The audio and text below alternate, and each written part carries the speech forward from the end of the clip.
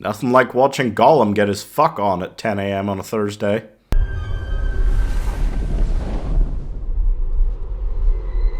I'm ready.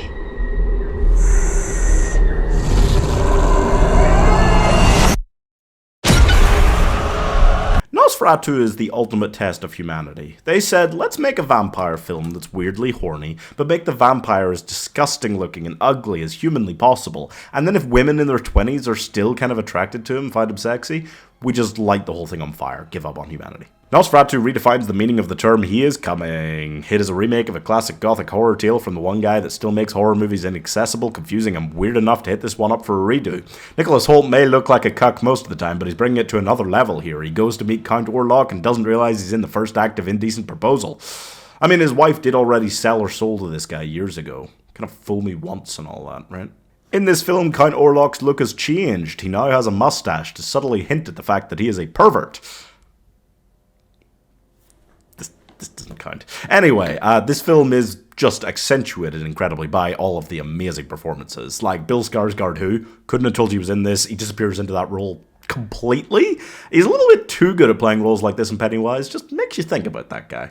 Lilyrosedepp is nuts. I've not seen her in much really before, but honestly, I can't even tell if she's a really good actor or just an actual raving lunatic.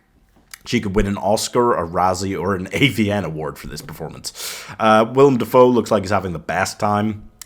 Nicholas Hoult looks like he's having just the worst time. And Aaron Taylor Johnson looks like he's really craving a hunt. Get it? Obviously, this is a fantastic film. Horror is getting weirder recently, right? Like, The Substance and now this have both really broken the mold of traditional horror films and inspired terror in all these different ways. And they've become phenomenons for just being extra weird. Like, this has some crazy stuff in it. But it does manage to pervade every inch of this film with this sort of, like, dread. Which is what the characters are feeling in this scenario throughout as well. I feel like it's such a difficult thing to actually do. And it makes it quite a bleak thing.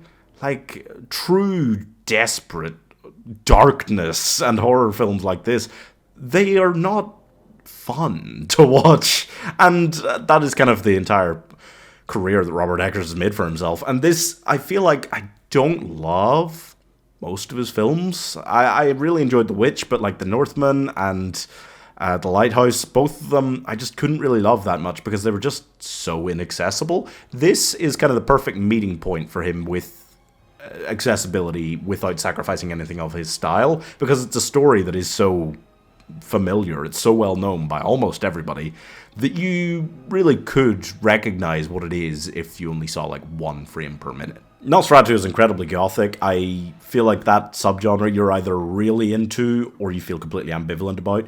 I'm not a big gothic horror guy, but still watching this, just seeing the colors of it, the style of it, had me going, oh shit, that is nice.